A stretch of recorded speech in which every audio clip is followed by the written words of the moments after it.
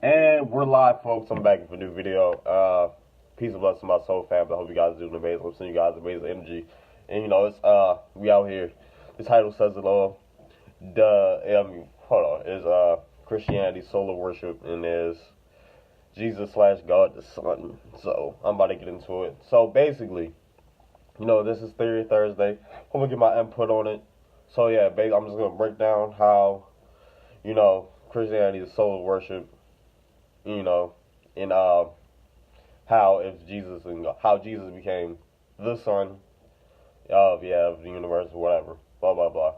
So yeah, just to get into it. So monotheism, that's all basically solar slash lunar worship. So if someone believes that God's a man, they're worshiping the sun, and if someone that believes that God's a woman, they're worshiping the moon. So solar and lunar worship.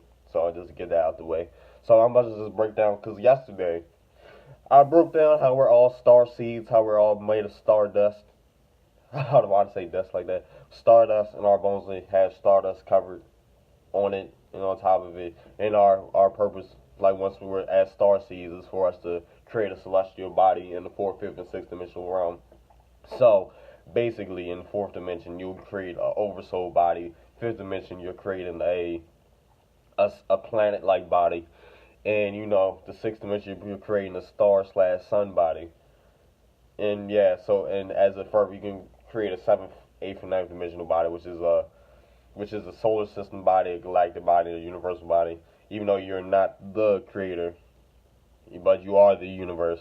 So with that being said, yeah, that's another breakdown. So basically, Jesus is the Son. Is basically when he dies and becomes the Christ, he becomes the Son. That's basically telling he's created like as a star seed.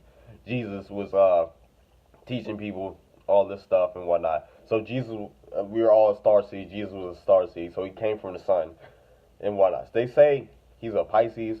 So, but if he came from the sun, he's a Leo. He's probably they people worse than me.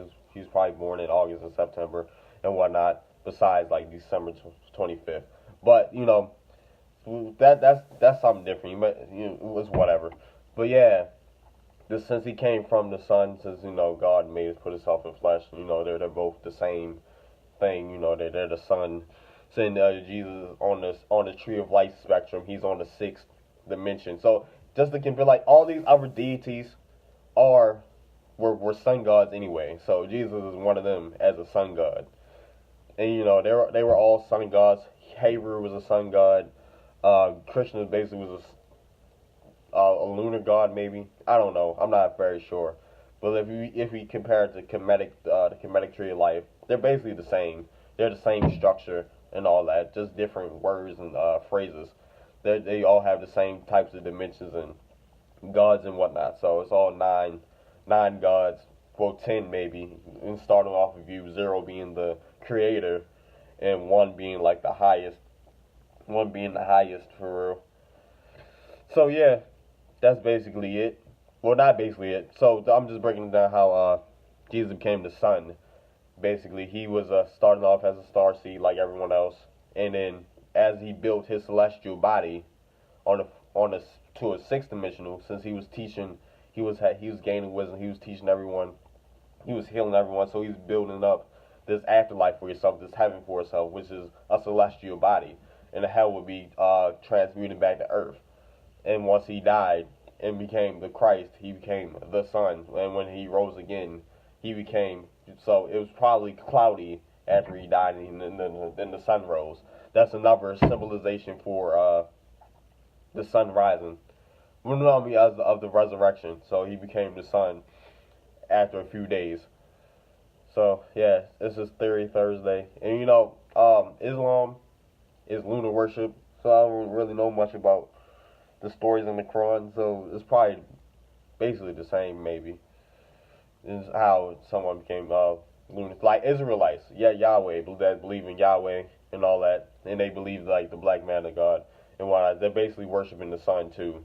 You're worshiping because men are the representation of the sun, and women are the representation of the moon. If that makes sense, because men rise with the sun in the morning, and then women have 28-day cycles like the moon does.